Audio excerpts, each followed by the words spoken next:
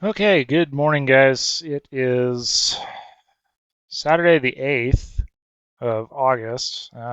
This is the second time that I've actually tried to record this video. I didn't like the original version of what I put out, so we're just going to start from scratch. So, what's new? Well, the BMW USA site has finally been updated with the 2027 model year M2 as well as the M2 XDrive. So we're going to briefly cover that because I've already basically done more or less a full overview. Gonna try to make sure that I include some of the pricing guides as well, because there's a couple things that need to be pointed out and need to be said. There's a lot of confusion rolling around right now by prospective customers as well as just people in general looking at the site, and they keep bringing up the same questions like why is this happening, why is this color here, so on and so forth. So we're going to cover that real briefly just to kind of demystify what's going on right now.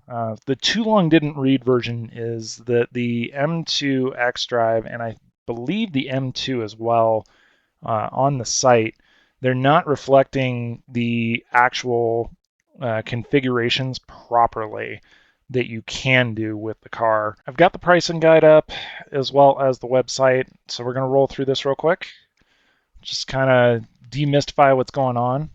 I have been playing with this a little bit. The big thing that you need to know is that fully optioned out, the M2 XDrive literally sits in like the 92 to 94,000 range, and that's with like all the options except for the Ultimate Care Plus packages. If you throw those on, obviously it jumps up, and I think it gets close to almost 100 grand. So if you're looking at like Ultimate Care Plus basically for 7+ years or whatever, it's obviously going to reflect, the almost $8,000 that they charge you to have the car covered for that long. If you're planning on modifying the vehicle or, swapping out with track pads and that sort of thing, it doesn't make sense to do that. Now, if you're planning on leaving it the hell alone completely and you're planning on holding on to the car for basically, life, then it might make sense. But otherwise, Ultimate Care Plus, the big thing that you need to know is that it differs from Ultimate Care in the sense that you get brake pads, clutches, things like that, like the wear items that are not normally covered for maintenance. Those are covered as well. So it does pay for itself in that sense if you're planning on just leaving everything stock. What I will say though, because I mentioned it before, is the stock brake pads on the M2 and I think the M3 and M4 as well, they dust quite a bit. It doesn't matter if you got the blue or the red calipers, difference between those two being the Pagid or the Brembo pads. They basically perform the same more or less, but the big difference that at least the community has noted is the Brembo pads on the red calipers tend to squeak quite a bit more. Uh, I don't know what specific compound is in it, but it's very similar to the Pagid pads. They might not be identical in terms of performance. Perhaps the Brembo pads are a little better, but all of that to say, it's ultimately up to you whether or not that Ultimate Care Plus is going to be worth it. And the other thing that I'm going to bring up, because this has been noted by the community at least a couple times, is maxed out the M2 being at like 94, or I should say the M2 XDrive being at like 94 grand without Ultimate Care Plus puts it awfully close to M3 comp or M4 comp territory. And while I'd agree with that, you also got to remember the base M4 starts at 82. That's, standard rear-wheel drive. When you get into a comp with XDrive, you're talking 91.7, and that's before options. So realistically, the difference between the two in terms of, bang for your buck, I mean, you're getting a fully optioned out M2 XDrive for a little over what the base price of an XDrive coupe on the M4 would cost. I personally feel like the M4 is not as much of a value at that price point. Um, Again, just personal preference, but I feel like the back seat, because of the way the roofline is shaped on the 4 Series, is a far less usable daily car than the M2 is. But again, that's, everybody's going to have their own opinion. That's just mine. So we're not going to dwell on that too awful long. I just wanted to point out, the people that are complaining about, an XDrive M2 being too expensive with all the options on it. It's like, you got to think of it in terms of value per your dollar. I don't see the reason for you to go to a basic M4 comp XDrive. So anyway, as you can see here, 2027 has been updated for all of the M badged 2 series. That includes the 240. I believe the base models are updated as well, so like the 230 non-M. These, of course, being the M lights. We can get into that debate of whether or not it's an M. It's not, obviously.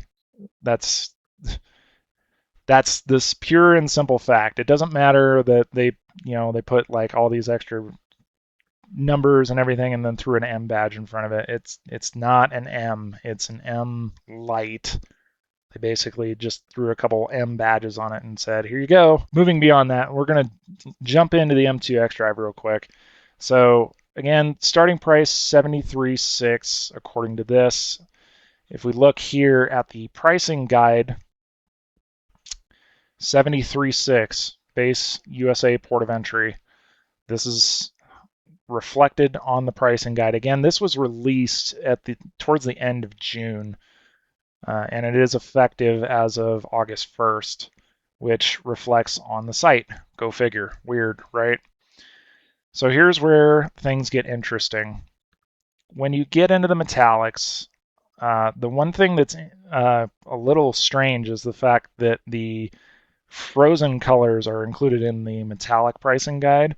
When you look at the special order colors, the individual colors, they're actually down in the individual color list. So that's a little interesting. These should technically be in the metallic range, but I guess because they're so much more expensive than your standard metallics, they just decided to bump them down here. I don't know if this is going to change or not, but just something of note. Now going to your individual colors, the 4 to choose from, you'll notice that Twilight Purple is still showing up here. This is an error. It is not the case. If you actually go down on the pricing guide to the individual colors themselves, you'll see that we have Grigio Telesto, Barusian Turkish Blue, Java Green, and Voodoo Blue. Notice how Twilight is not here. This has not changed. This has been confirmed by multiple inside sources. This color is officially dead. Basically, look at this like a placeholder for Barusian Turkish Blue until they can get the site updated. It baffles my mind. The rest of the BMW sales sites, so whether you go to Germany, UK, or Canada, they already have made this disappear. So I don't know why USA managed to fumble this so hard. They had basically 2 months to get it ready, and they still fumbled it. So just something of note. I'm going to leave it on Alpine White for now. Obviously, I went with Sao Paulo Yellow, as we discussed in the last video, over my spec. I'm going to leave it here intentionally because I want to show you what's going on right now with the website. It's not just this that's broken. When you go to the wheels, right now it defaults to the bicolor 930Ms with the high performance tires. This is also an error. It should be defaulting to the black wheels. This is because if you look at the standard features list on the M2, I'm going to go down here to exterior, you'll notice the 930Ms in black are standard equipment. So for whatever reason, the website is still defaulting to the bicolors. Again, it's a zero cost option to get the bicolors and the silver wheels. But just something else to note, if you go with the standard wheels, you're going to get the black. You're not going to get the bicolor. So if you want bicolor, you're going to have to spec that as well. I'm going to leave this up because we have something else to discuss later. So we're going to leave this alone for now. Obviously, you can step up to the staggered track setting. The wheel size does not change. The only thing that changes is that you're getting a higher performance tire by stepping up to the staggered track. I believe right now, nothing's been confirmed for 27 yet, but I believe they're still shipping on Yokohama V107s until they run out. There's a rumor running around right now that they could potentially start hitting land for 2027 with the Michelin Pilot 5S or 5 Sport S or whatever the hell it's called. That's remains to be seen, however. We haven't seen anything that confirms that. All I know is that the Yokohamas have been showing up on cars, even CSs, for a hot minute now. And to get a hold of those in, say, like Tire Rack or something like that, it's almost impossible just because the tires themselves are almost completely run out. So moving on to upholstery, you've got your standard blue with contrast, or black with blue contrast stitching, and then the M color piping. If you want something subtle, this is definitely the way to go. And then of course you've got your red color highlights with red stitch, and then your M tricolors. This is what I optioned. And then you've got the merino upgrade that gives you the M carbon buckets. So I'm going to leave this out for the time being, just because, again, this plays into what I'm trying to show you. None of this has changed. Obviously, you got your fine brushed aluminum, the rhombosite, and then the carbon fiber trim, which gives you the carbon fiber on the steering wheel as well.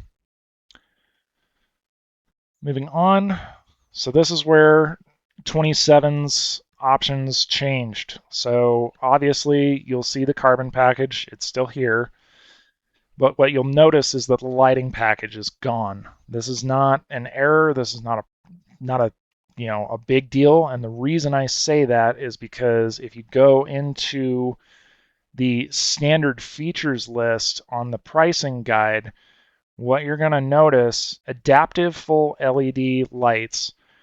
This is considered 100% standard now. They ditched this package. So it used to be like a $650 option package to upgrade to the adaptive full LED lights that turn and adjust and all that jazz.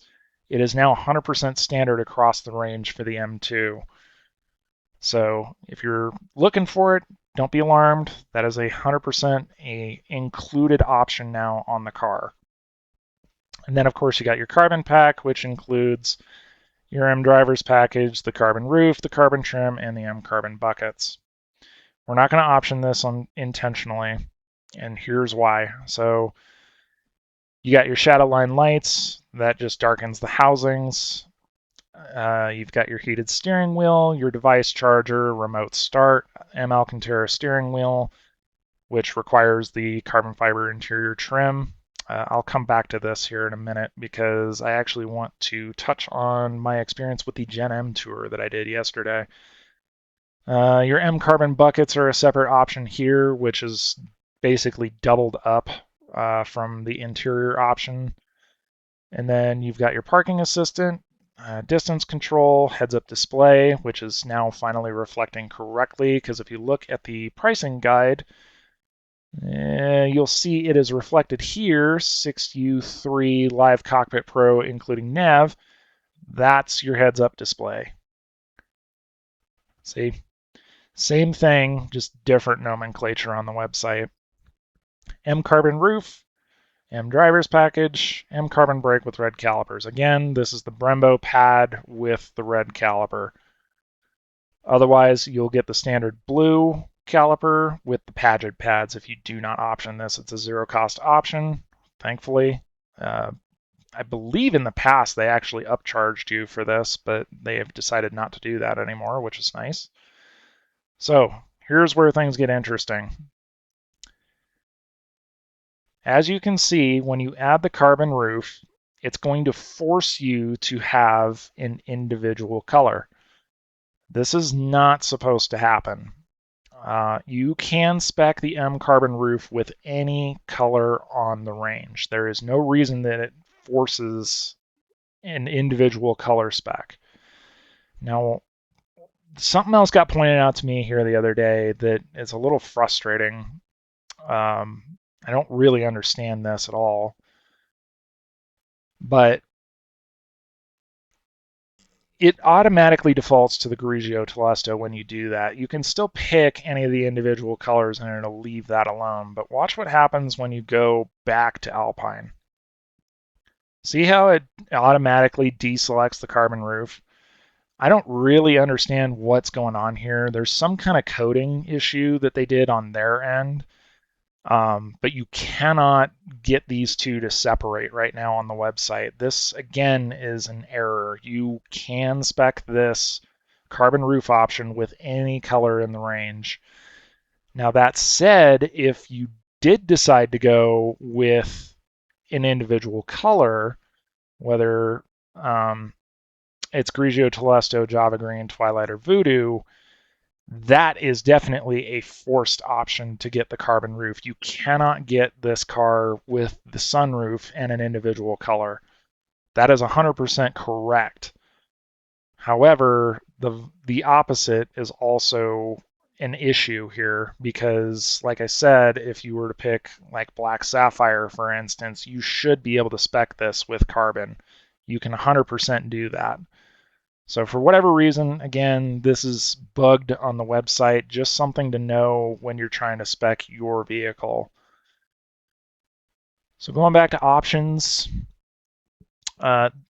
initially when the site first rolled out, if you were to do the M drivers package, it looks like it's done it again. Okay, so this has been an issue as well, is if you decided to do the drivers pack, then it forced the individual color. This is, again, not supposed to happen. It's supposed to force the M carbon roof all on its own, period. It should not be forcing an individual color. So you can get the M drivers pack, the carbon roof, you can get all of this without having to go an individual color. Hell, you can do a carbon package and not have to force an individual color, yet for some reason the website is just forcing it no matter what combination of buttons you click. So again, this is something to know. Just know that it's not a thing. Like if you decide to spec this car, just be aware that this ridiculousness is not a forced thing. Now, see, if you picked ZE1, it requires ordering of 40C or 490. So if you go up to 40C, you'll see that it forces the carbon roof on that, and it deletes 403. Yep, 403. So this gets deleted when you get the carbon roof, obviously. That makes perfect sense, right? But what you will see is that when you select this, it doesn't force anything else, right? In combination with ZJJ, so that means it's included in the carbon package itself. ZJJ, carbon package, it's part of it. But again, you got your options here. The special order color requires ordering of 40C. 40C is your M carbon roof. That's your individual colors. Frozen Pure Gray, Frozen Portimao, you can still get a sunroof on this if you really want to. That's definitely still an option, which is why I don't really understand why it's packaged with the individual colors right now. It should not be. Yet weirdly, if you go back and you actually go and look at this, if you decided to go with one of those, frozen colors, it indeed does not force the carbon roof. So again, a lot of the coding on the website is just super bugged out right now and needs to get fixed. Not sure what's going on there, but I'm sure they'll get to it at some point. So I think we've covered everything that makes sense on the pricing guide, just so that you can understand what's going on here with the website. Again, this is the color that replaced Twilight Purple. Who knows if they're going to rotate any of these out for 2028? It's a big mystery at this point, because it seems like they keep swapping out one color just every so often. For all I know, Sao Paulo might disappear next year. So who knows? It's a big mystery.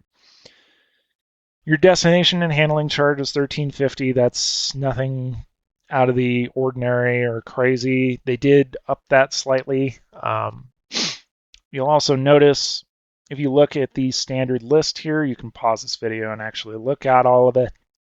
But manual transmission is not standard on the XDrive because the automatic is standard on the XDrive, and you cannot option the XDrive with the manual. Sorry, but that is the way that they are doing this. As far as I'm aware, not a single M car that's offered with the M XDrive gets manual as an option. And then, of course, you've got the rest of the standard features here. Again, you can pause if you need to.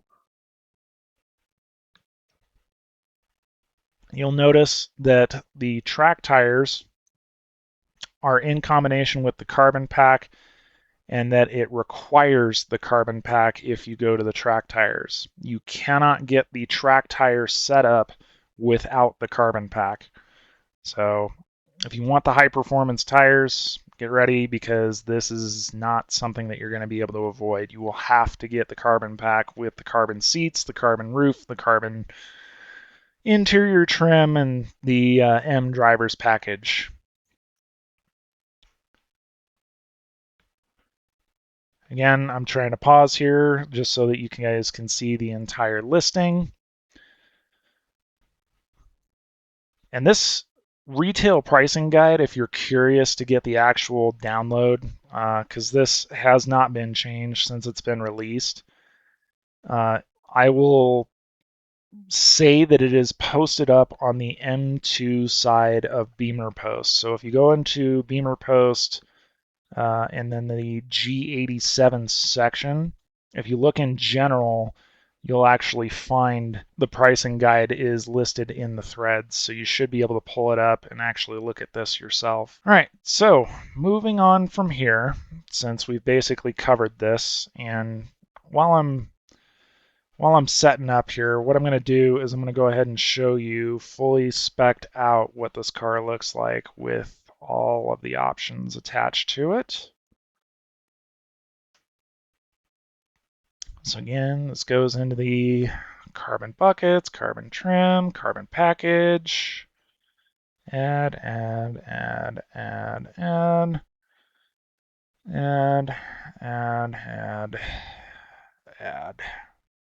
even though this doesn't really add any money to it. And again, I promise we'll get back to this because I have my own thoughts on this. This is what you're looking at with destination and handling on the M2 M XDrive with destination handling attached and all options except for Ultimate Care Plus. Value is in the eye of the beholder at this point. Again, you are getting a fully optioned out M2 with XDrive versus an M4 that starts around 92 with the XDrive. That's before options. So if you want to get a bog standard M4 that doesn't have any options on it, be my guest, get it, but you're still already at this price point. And you're losing headroom because the rear roof line of the M4 is much more tapered than this. So, what did I do yesterday? This is the Gen M Tour. This was started up not that long ago by BMW this year, and it's been running for a few months now. The Gen M Tour gives you the opportunity from BMW to test drive an M vehicle. These events are not sponsored by your dealership. They are just hosted by your dealership. So what does that mean? They basically show up in a big tractor trailer with all these cars inside of it. Every car that I saw had New Jersey plates on it, so I'm guessing that's where they have their headquarters for all of these cars to live, basically. But Your dealer has nothing to do with this event. They basically provide the space, and that's it. They do not involve themselves. This event is entirely run by BMW corporate, people that they've hired to be part of the tour itself. They are good advisors in terms of showing you what the car is capable of and what settings in general you need to know before you go on your drive. They do not go with you. As long as you are a licensed individual of 25 years or older and agree to, number one, keep DSC completely engaged, as well as follow the designated route that they give you and not deviate from it whatsoever, they send you on your way with the car to go have some fun. They do have a dash cam inside of the vehicle. It records inside, it records outside, front and rear. So that way, if anything does happen, they have proof of either your fault or someone else's fault or whatever. It's a liability thing for them. That's all it really comes down to. So obviously, if you look through, when you first get here, again, I'll put the website up for those that want to look into this. You've got your state listing here. There's a couple different ones to choose from. I don't know where they're going next from my state. Today is the last day of the tour in Colorado. So where it goes from here, I have no idea. We could actually probably look real quick. Michigan, you actually have an opportunity here coming on the 11th. Minnesota, looks like you have one at Minnetonka here on the 11th. And that's it. So if you missed out on this, sorry, but looks like you're gonna have to wait until next year at this point, unless they do another round of this. It doesn't look like it, but again, I don't know. You can look at events BMW and see if they have anything else planned for the future, but as of right now, it looks like the Gen M Tour is getting ready to wrap up here in about 3 days' time. So what did they include? I'm obviously going to throw up photos of the vehicles that I saw. They had an M2, looked like it was fairly new. It was an automatic. Looked like it had the carbon package attached to it. It was pretty well optioned. This was the car that I drove. I did not get an opportunity to drive the rest, and I think that was purely down to time constraints more than anything, despite the fact that there were several people in front of me that got to drive multiple vehicles.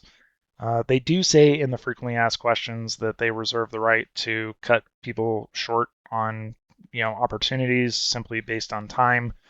I know that my event in particular was pretty well booked up, so I'm just glad that I finally got to drive an M2 for real and actually figure out if this car is no shit still what I want. They had two M3s available. The black one that's photographed is a 2021 model that had a manual transmission and rear-wheel drive and had clearly seen some life.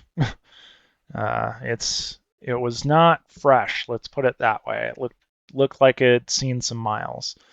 Then they had this Portimao blue one, which was a Comp XDrive. I'm assuming it was fairly well loaded, but I do not believe it had the carbon pack, so I don't think it had the buckets. Then they had the new M5, same color as the one on the website here. Again, I did not get an opportunity to drive the school bus. That's more or less what I've come to call it because it's so fucking fat. I know it's fast. I know it handles well for its size, but it is still a fat car. They also had the XM that you can see kind of hiding in the background and an X3 M50, I believe. Again, I skipped that as well. They did not have an X7 that was being driven, so I don't know if that was actually included in the list of vehicles or not. It says so on the Gen M Facts site, but I could be wrong. This event, in my opinion, was a great way to figure out which model you really wanted and if it was worth your time to pursue one of these cars, or if it's just too much vehicle for for you. The one thing that I will say is that the majority of customers, or at least people that signed up for this event, were all in their later years, so say 50s, 60s plus. There was a small number of people in their 40s and even smaller number of people in their 30s that were present for this. Myself and I believe two others were in that younger category, which I found interesting because Gen M is designed and tailored towards the younger audience. At least that's how BMW's portrayed it. The amount of these older people that were in these M cars, I'll put it this way. It definitely showed to me that the majority of the buyers that are considering these vehicles, they're looking for something that has more performance than they clearly have any business driving. This was extremely evident to me when I was on my drive with the M2, which by the way had the Alcantara steering wheel. The Alcantara steering wheel, in my opinion, is nice, and it's worthwhile if you're only driving the car on weekends or short trips or certain things like that.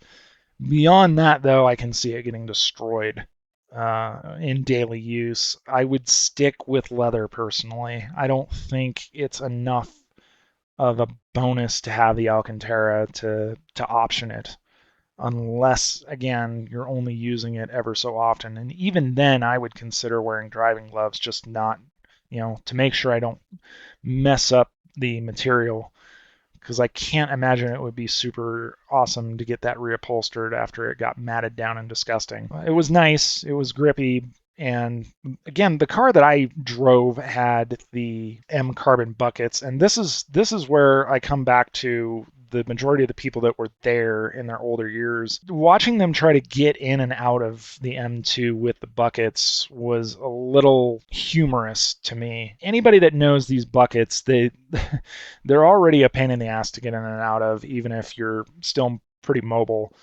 If you're even less mobile, there's no possible way they could handle them, even as a weekend toy. One gentleman that I saw, at least, needed assistance getting out of the car because he physically just couldn't get out.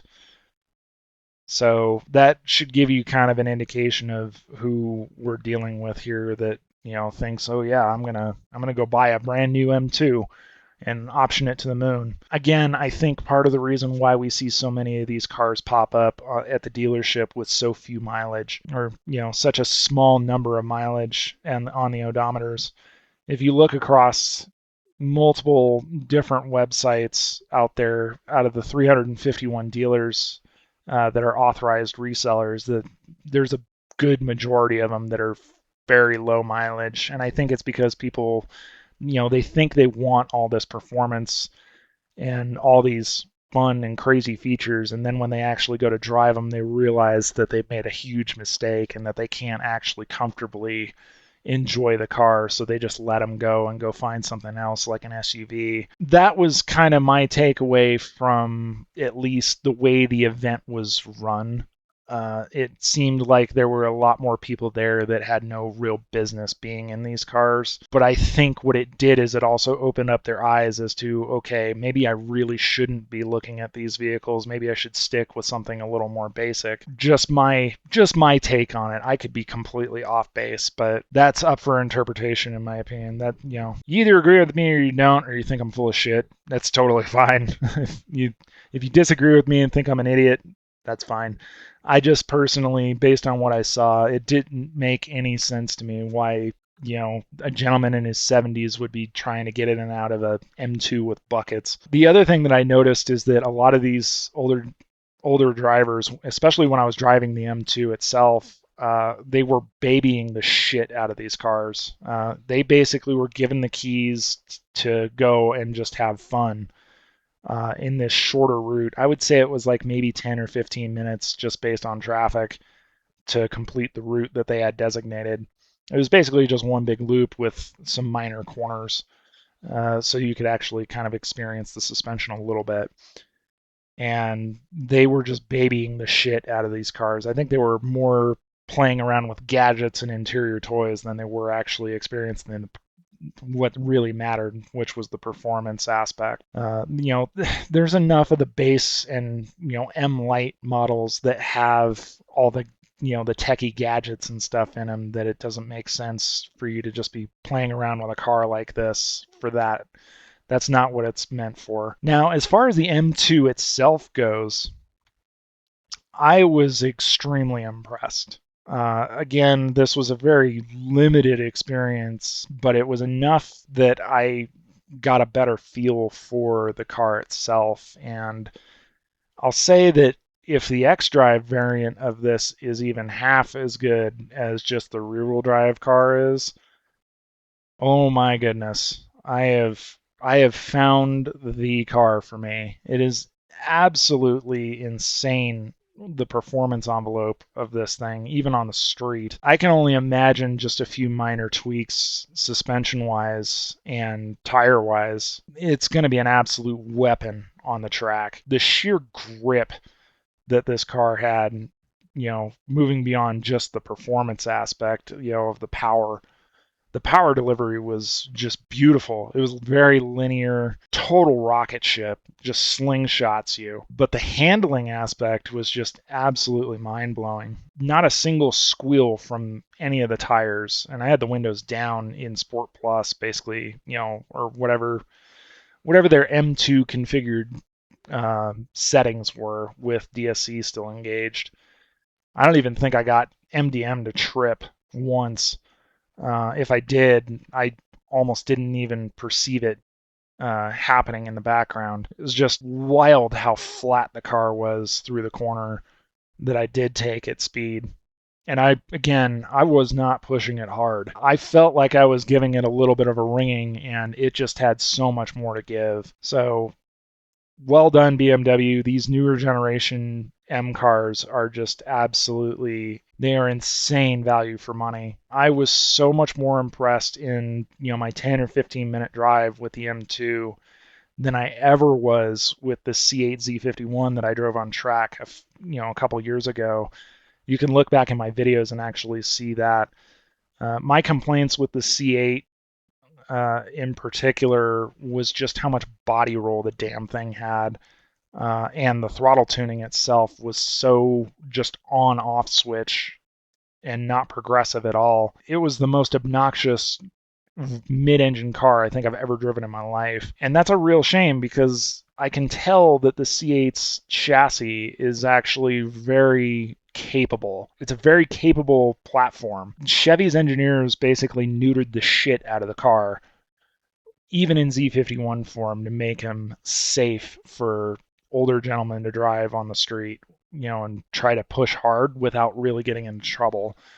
And it's never been more apparent that, the Grand Sport, the Z06, and the ZR1 are clearly meant for people that want real track performance. The base C8 Z51 is just, it's missing so much. It needs camber, it needs roll bars, it needs better dampers. It needs all of that to really be a proper weapon in the hands of somebody that's trying to push it on track.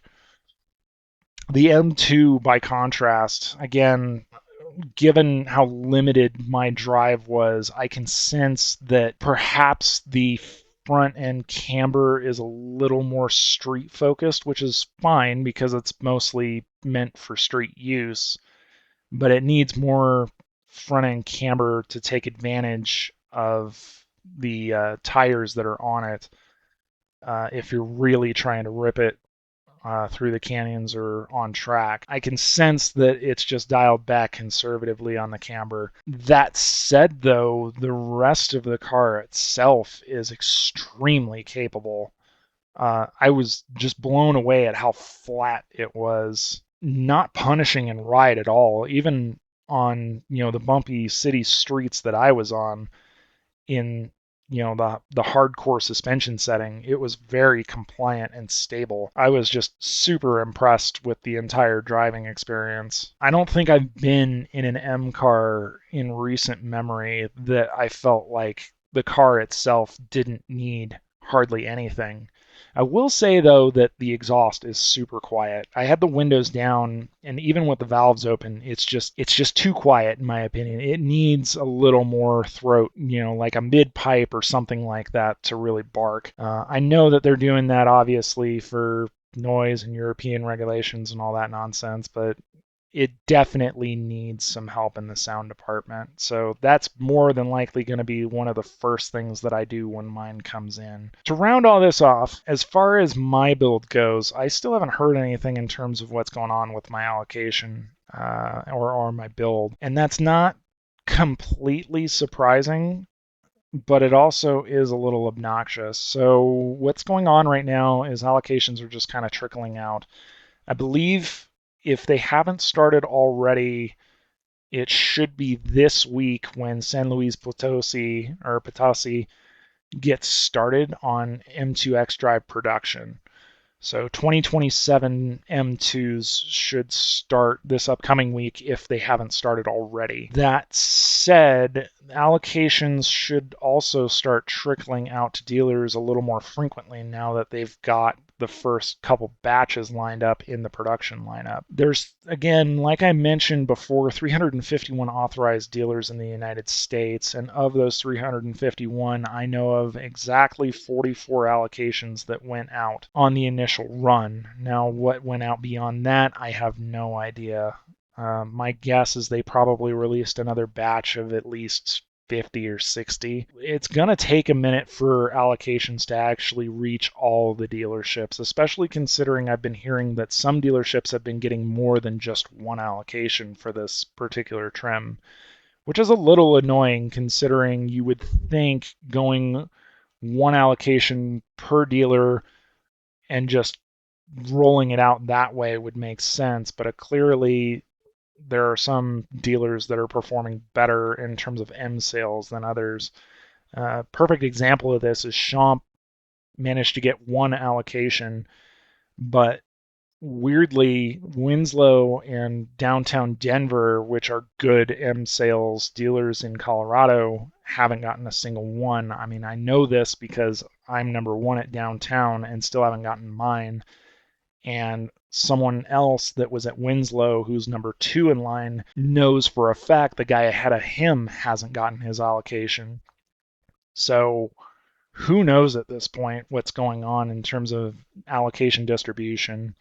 I'm hoping this week or potentially the following week, mine should get scheduled. It's been long enough now that I'm almost a month beyond when I first placed my order officially on the order books. So theoretically, I should be seeing it here pretty quickly. Based on the delivery timeline so far, it sounds like M2 XDrives should be appearing, I would say, October, based on what I've heard. More than likely, probably the first or second week, they should start appearing for those first 44 across the US. That means if mine gets scheduled for production for, say, September, I should probably be taking delivery sometime in November or early December. Otherwise, I don't really know much beyond that. Hopefully we know for sure here fairly soon. As of right now, it's still a big mystery. And I'm sure that someone out there has better insight than I do, but if they do, there's not many that are getting in the loop, so to speak. Not even my dealership knows what's going on. So I hope you enjoyed the video. Thank you so much for watching. I'm sorry if this was a little bit longer than I tried to keep it short and sweet. Clearly, I failed at that to a certain degree. I will update again, and hopefully we'll actually have a more substantive video than just being on the computer again. I'm starting to get to the point now physically that I am actually starting to venture outside of the house a little more often, so my health is starting to get back to normal-ish. And once that happens, then we will start venturing onto regular content outside of just some screen overlay and me being a talking head in the background. So thank you so much. I will catch you in the next video. Stay safe and see you later.